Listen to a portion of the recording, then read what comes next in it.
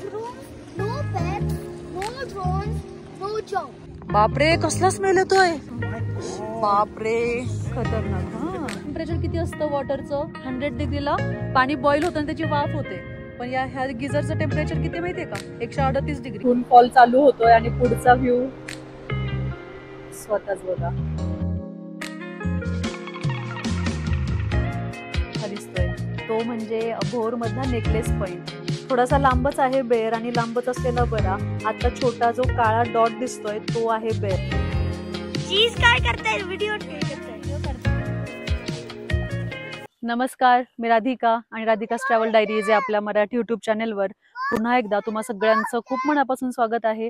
तर सध्या आपण येलोस्टोन मध्ये आहे आणि येलोस्टोन मध्ये आज दुसरा दिवस आहे.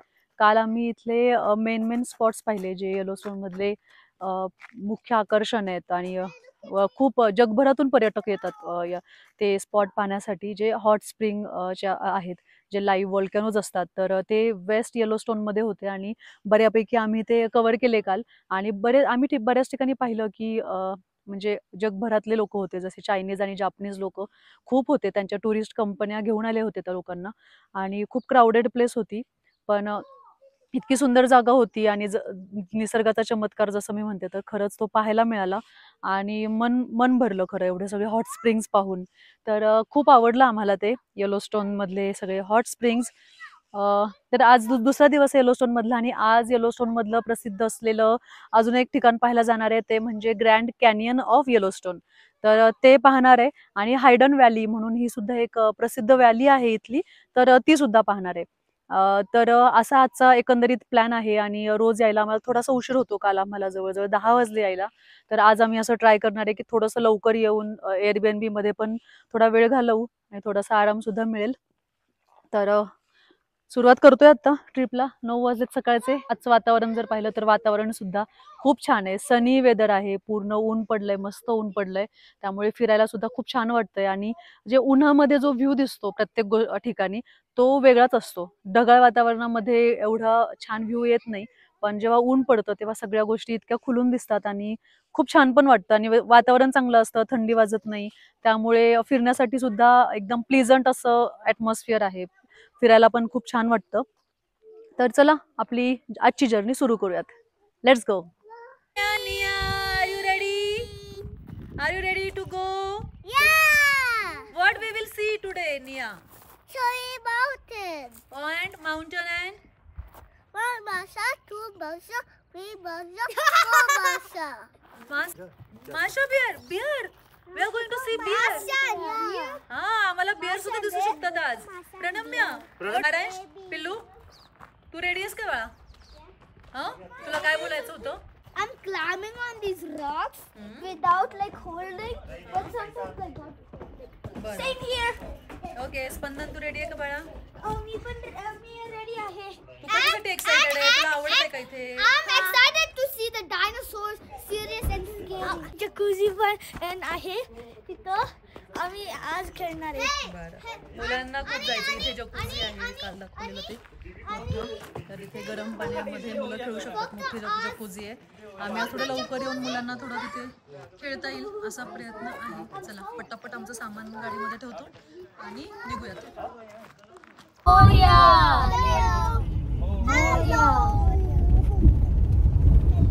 हॅलो. चला इथे येलोस्टोनचा वेलकम बोर्ड आहे, तिथे फोटो काढायचा आहे. ते शास्त्र असतं. येलोस्टोनला आलोय. काल खूप गर्दी होती त्याच्यामुळे आम्ही थांबलो नव्हतो इथे. आज एक फोटो काढून घेतो.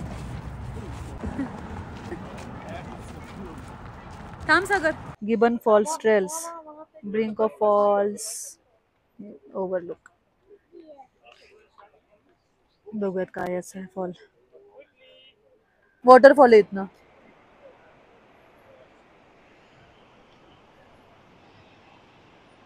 एक छोटासा पॉइंट लागलाय आम्हाला ग्रँड कॅनियनला जायच्या आधी. तर तो पॉइंट फक्त बघून, व्ह्यू पॉइंट आहे, तो बघून निघायचंय. डॉगी पण येते, कसलं बोर्ड आहे.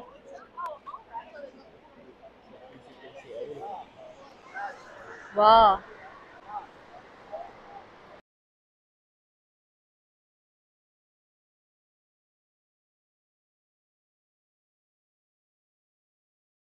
कॅनियनला जाणार आहे आपण, पण जाता जाताच इथे नोरीज गिझर बेसिन आणि म्युझियम आहे.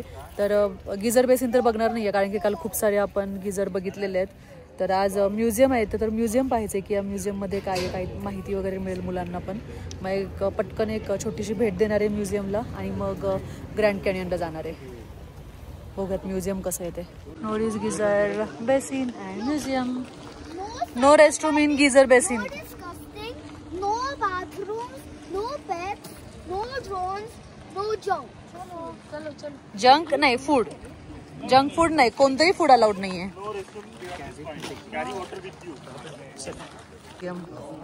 नॉरीज म्युझियम आहे म्युझियमचं नाव, आणि याचं आर्किटेक्चर सुद्धा लाकडाचं आहे स्ट्रक्चर.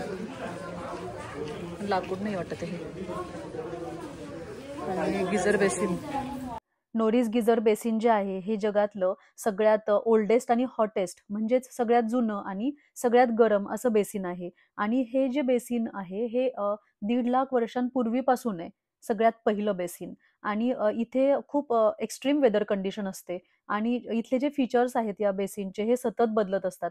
काही फीचर्स बदलायला वर्षानुवर्ष लागतात आणि काही फीचर्स अगदी मिनिटाला बदलत असतात. आणि इथे सतत मोठमोठे इरप्शन सुद्धा होत राहतात. जे ज्वालामुखीचे उद्रेक असतात ते मोठमोठे उद्रेक या गिझर बेसिनमध्ये होत राहतात.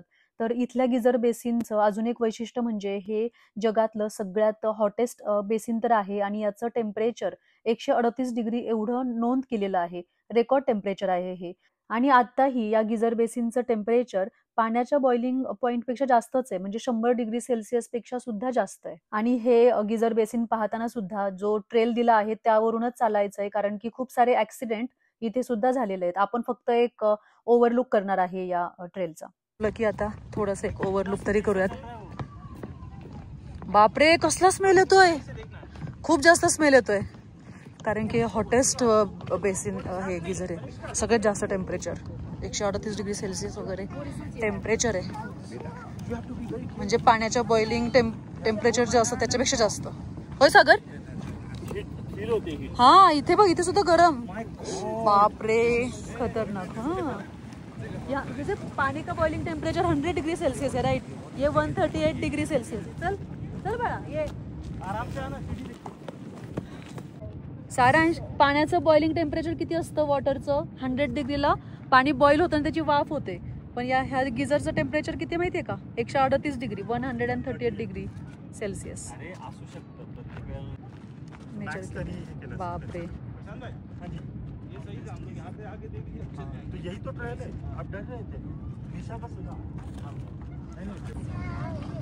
हे बघायला पाहिजे खरं.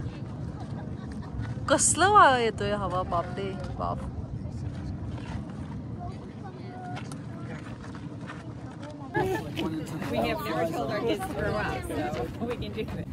हे खरंच बरं झालं हे बेसिन बघितलं, कारण की हे जे आहे ना हे सगळ्या बेसिनच्या मध्ये हे हॉटेस्ट गिझर आहे. आणि खूप मोठं ट्रेल पण आहे. ट्रेल नाही केला पण एक ओव्हरलुक केलं. खूप भारी आहे, अमेझिंग. म्हणजे आता शब्द नाही आहेत खरं, इतकं सुंदर आहे हे.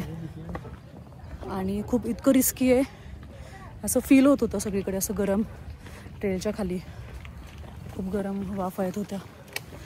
आता चला पटकन जायचं आहे, कारण की ग्रँड कॅनियन करून आम्हाला लवकर घरीसुद्धा जायचं आहे.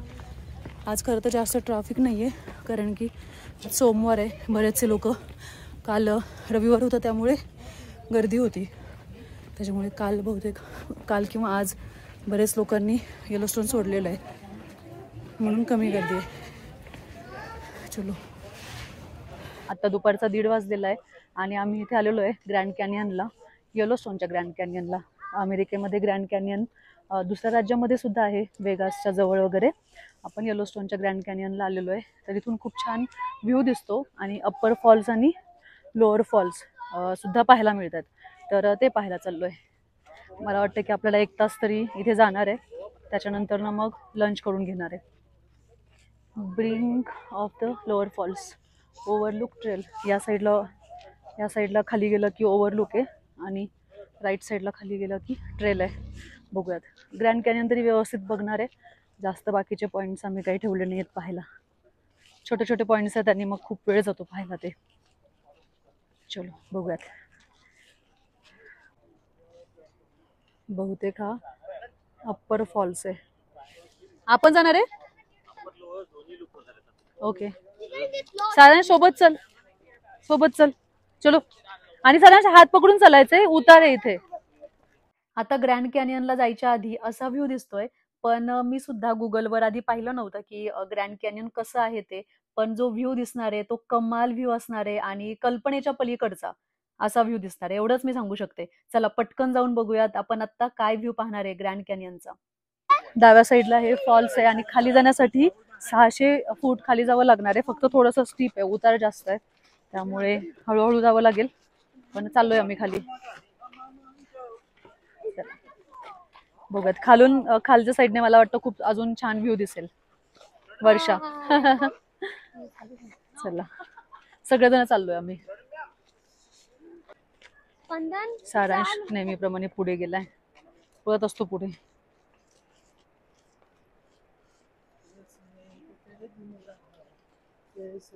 इथून खाली जायचं असं. त्या फॉलला नाही लूप जात, इथून एक दुसरा फॉलचा अप्पर फॉलला जाणार आहे आपण. या फॉल मधनं पाणी वाहत येतं आणि इथे खाली जाऊन अजून एक वॉटरफॉल आहे. एवढा तसा अवघड ट्रेल नाहीये, आमच्यासोबत लहान मुलं पण आहेत, त्यामुळे थोडंसं काळजी घ्यावी लागते. आणि हा इथून एक खाली जातो हळू, म्हणजे आपला घाटातला रस्ता, एका डोंगरावरती जर घाटातला रस्ता कसा जात असेल तशी ही पायवाट जाते खाली.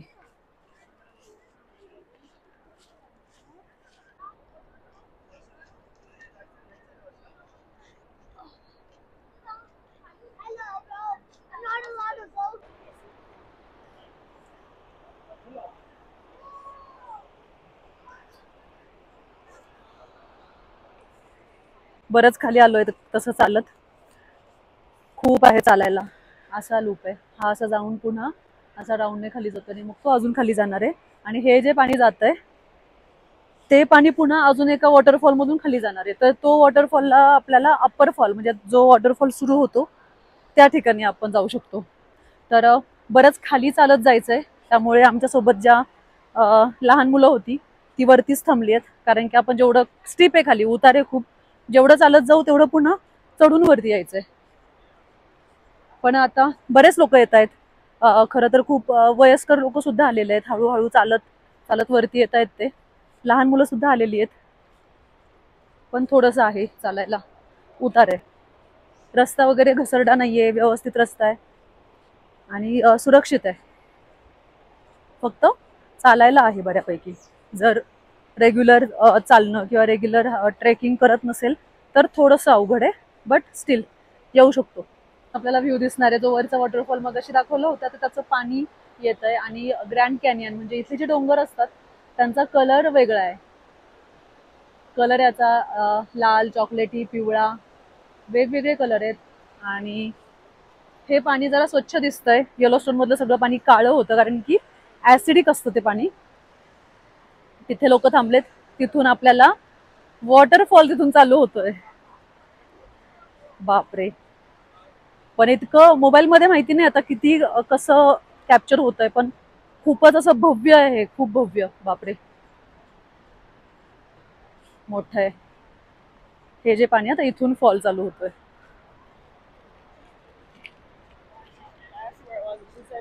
बापरे, मस्त, फारच सुंदर आहे यार हे खरंच. आधी बघून घेते मी, मग पटकन शूट करेल. इथून फॉल चालू होतोय आणि पुढचा व्ह्यू स्वतःच बघा. बापरे, असला भारी दिसतंय हे, खूप भारी दिसतंय. एकदम सगळं येलो, खूपच भारी दिसतंय, अमेझिंग. कलर येलो आहे. हॅलो सागर, पाण्याचा कलर येलो आहे का या दगडांच्या मुळे दिसतोय? पाणी कसल्या प्रेशरने पडतंय खाली. बापरे. आणि समोर इथे जे लोक थांबलेत कुठे, इथे इथून सुद्धा इथला व्ह्यू दिसतोय, तर त्या लोकांना फॉलचा व्ह्यू दिसतोय. काही जबरदस्त व्ह्यू आहे ना. आणि हा जो धबधबा आहे आणि हा जो व्ह्यू आहे तो मी बराच वेळ पाहत राहिले आणि मनामध्ये साठवून ठेवलाय. ग्रँड कॅनियन जे आहे हे 24 मैल एरिया एवढ्या मोठ्या एरियामध्ये पसरलेलं आहे आणि याचा जो कलर आहे आणि याचा जो सगळं आकार आहे तो सगळा व्हॉल्कॅनिक इरप्शनमुळेच झालेला आहे आणि हे सगळं झालेलं आहे जवळजवळ 1 ते 1.5 लाख वर्षांपूर्वी. एवढ्या वर्षांपासून हे ग्रँड कॅनियन आहे. आता लोअर फॉलचा व्ह्यू पाहून वरती आलोय आम्ही. थोडंसं खाली चालायला होतं खरं, पण वर्थ होतं चालायला आणि खाली जाऊन असं माहिती होतं खरं की खूप छान व्ह्यू दिसेल, पण इतका सुंदर व्ह्यू दिसेल असं अजिबातच मी एक्सपेक्ट केलं नव्हतं. आणि ते जे पाणी आहे ते मी आधी म्हणलं होतं की चांगलं दिसतंय, पण ॲक्च्युली ते सुद्धा ॲसिडिक वॉटरच आहे, ॲसिडिकच पाणी आहे. कारण की जेव्हा ते पाणी खाली पडत होतं धबधब्यामधून तेव्हा पूर्ण ते पिवळ्या रंगाचं होतं आणि ते पाणी पडून जेव्हा खाली जात होतं व्हॅलीमध्ये, तर व्हॅलीमध्ये जाताना पण खाली पडत जेव्हा जिथे पाणी पडत होतं तिथे पूर्ण चॉकलेटी रंगाचा सरफेस होता आणि व्हॅली तर बघितलीच, व्हॅली पूर्ण कलरफुल आहे. ती सगळी कलरफुल आहे ते इथे होणाऱ्या ॲसिडिक रिॲक्शनमुळे. तर असा खूपच सुंदर व्ह्यू पाहायला मिळाला ग्रँड कॅनियन येलोस्टोनचं. खूप छान, खूप आवडलं आम्हाला. आणि हा लोअर फॉल व्ह्यू होता आणि अप्पर फॉल व्ह्यू सुद्धा आहे. तो जो मोठा वॉटरफॉल आपण बघितला होता तर तिथे जायला सुद्धा एक व्ह्यू आहे, पण तिथे थोडंसं चालत जावं लागेल आणि आता आमच्यासोबत थोडी लहान मुलं वगैरे पण आहेत, तर आम्ही आता त्या फॉलला तर जाणार नाहीये. पण इथून सुद्धा जो व्ह्यू दिसला तो खूप सुंदर होता आणि खूप आवडला आम्हाला. आता इथून पुढे ना हायडन व्हॅली आहे, तर हायडन व्हॅली फक्त तिथे जाऊन व्ह्यू पाहायचा आहे. म्हणजे तिथे काही वॉक वगैरे करायचं नाहीये, कोणता ट्रेल करायचा नाहीये, ट्रेक करायचा नाहीये. मग तिथे जाणार आहे हायडन व्हॅलीला. ती सुद्धा एक मस्ट व्हिजिट प्लेस आहे, प्रसिद्ध जागा आहे येलोस्टोन मधली. चला बघूयात आपण हायडन व्हॅली कशी आहे ते. आणि वातावरण तर बघितलं, खूप छान वातावरण आहे. थोडंसं क्लाउडीमध्ये होतं पण स्टील खूपच छान. फिरण्यासाठी एक आयडियल वातावरण आहे, उत्तम. आणि आम्ही जेवण पण करून घेतलं. आम्ही वरती येत होतो तेव्हा मध्ये ब्रेक घेतला. सँडविचेस आणले होते आम्ही बनवून, सँडविचेस आणि राईस वगैरे होता, तर आम्ही जेवण पण करून घेतलं. मग आमचा थोडासा वेळ पण वाचला. ते पिकनिक स्पॉट शोधा आणि तिथे बसा.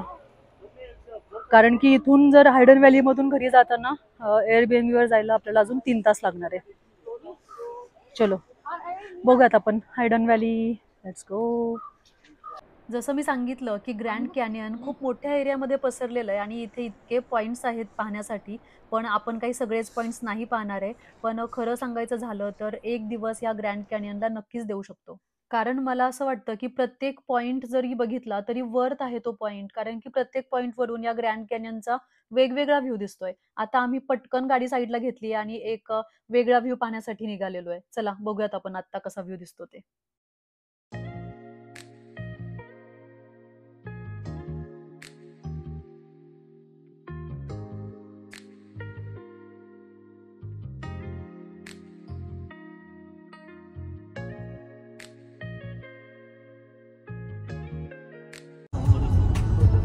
तुम्हें देखता हूँ तो सोचता हूँ बस यही तुम जो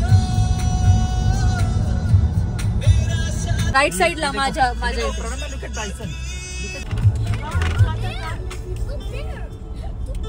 गॉगलचीच कमी होती सागर.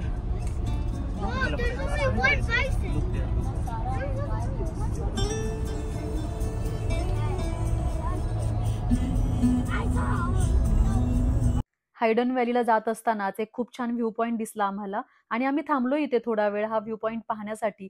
आणि हा व्ह्यू पॉईंट आपल्या महाराष्ट्रातल्या एका व्ह्यू पॉईंट सारखा दिसतोय. तो म्हणजे भोर मधला नेकलेस पॉईंट. मला नेकलेस पॉईंटची आठवण आली, पण हा सुद्धा व्ह्यू खूप कमाल दिसतोय, मस्त.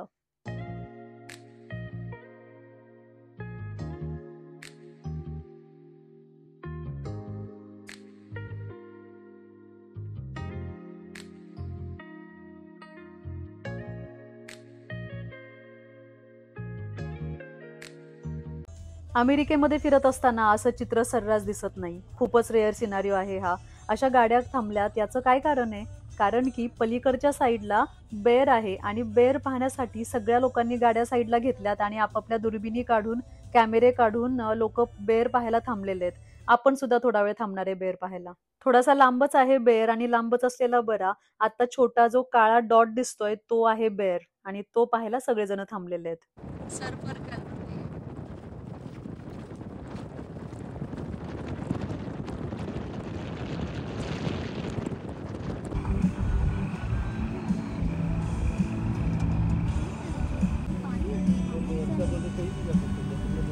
सिर्फ ही नहीं जा सकता है।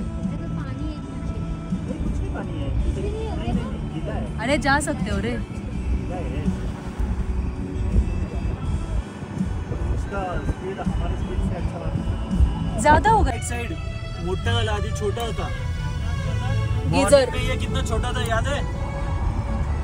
ये कुछ भी नहीं था मॉर्निंग में। सागर थांब, हळूहळू.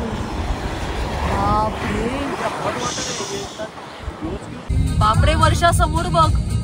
आता याच्या मला सांग, ह्या जंगलामध्ये गेल्यानंतर तुला 10 काय 50 पेर दिसतील. इतकं गर्दी झाली आहे. आपण गेलोच नाही तिकडे, बरोबर का? तुझसे तू मांगू अचानक आले.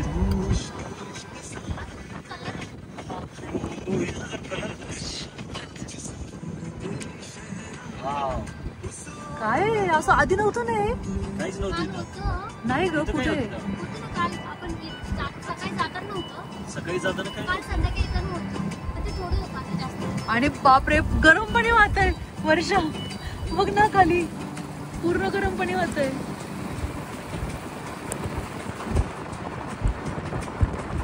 वरून पाऊस पडतोय, खाली गरम पाणी.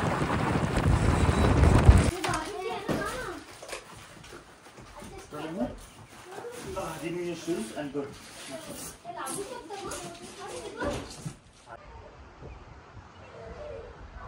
हा आमच्या बाल्कनी मधला व्ह्यू आहे आणि आत्ता वाजलेत 6. आम्ही लवकर आलोय.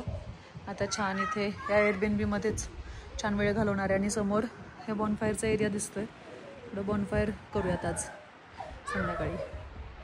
मुलं खुश आहेत, त्यांना जाकुझीमध्ये बसायला मिळणार आहे आज. चलो. आम्ही एअरबीएनबी मध्ये आल्यावर मस्त फ्रेश झालो. त्यानंतर कडक चहा घेतला. आणि एअरबीएनबी मधला हा साईडचा एरिया आहे जिथे शेकोटी करू शकतो. आणि हा जो ओढा आहे इथे फिशिंग सुद्धा करतात. तर मासे पकडण्याचं सगळं सामान हे एअरबीएनबी मध्येच ठेवलेलं होतं. तर आम्ही इथे छान शेकोटी केलेली आहे आणि खाण्यापिण्याचा पण छान बेत बनवलेला आहे, जास्त काही व्याप न करता. तर आजची संध्याकाळ आम्ही खूप निवांत घालवणार आहे मित्रमैत्रिणींबरोबर अशी शेकोटी करून छान गप्पा मारत.